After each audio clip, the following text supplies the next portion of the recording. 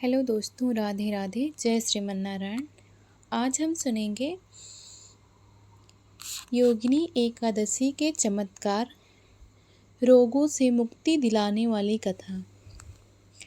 योगिनी एकादशी की पावन कथा जो हर रोग, पाप और दुख को हरती है और भगवान विष्णु की असीम कृपा दिलाती है।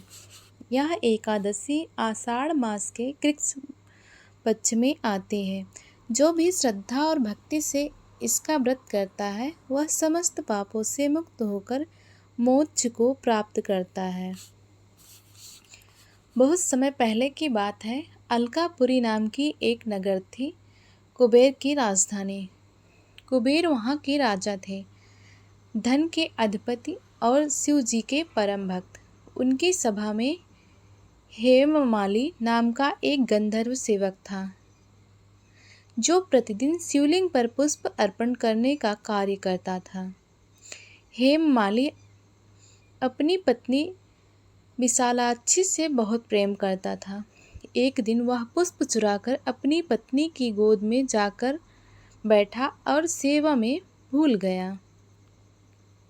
समय बीता और उधर कुबेर अपनी पूजा के लिए प्रतीक्षा करते रहे, परंतु हेममाली नहीं लौटा।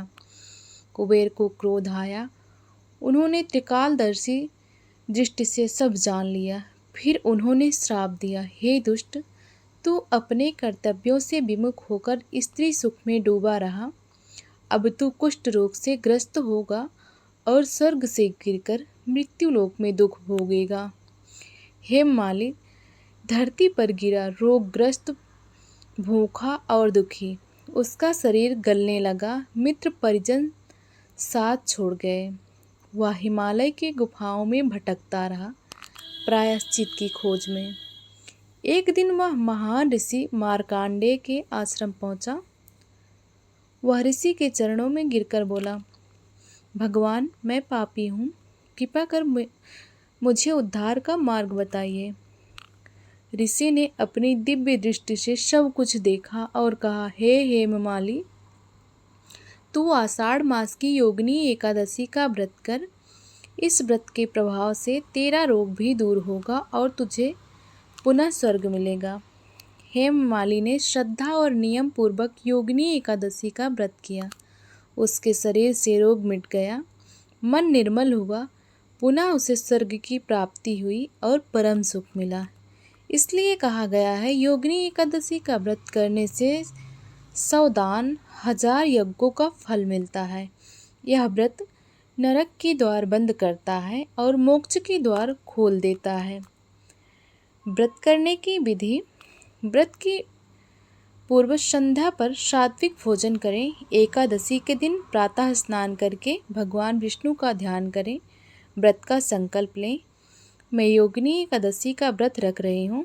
दिन भर निर्जला या फलाहार व्रत करें। भगवान विष्णु को तुलसी, पीले पुष्प, धूप, दीप अर्पित करें।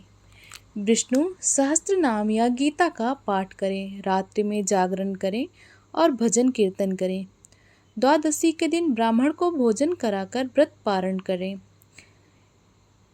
इसके बाद भगवान विष्णु के सामने हाथ जोड़कर बोले, हे प्रभु, आपकी कृपा से योगिनी एकादशी का यह व्रत सफल हो, हमारे पाप, दुख और रोग नष्ट हों। सदैव आपके चरणों में भक्ति बनी रहे।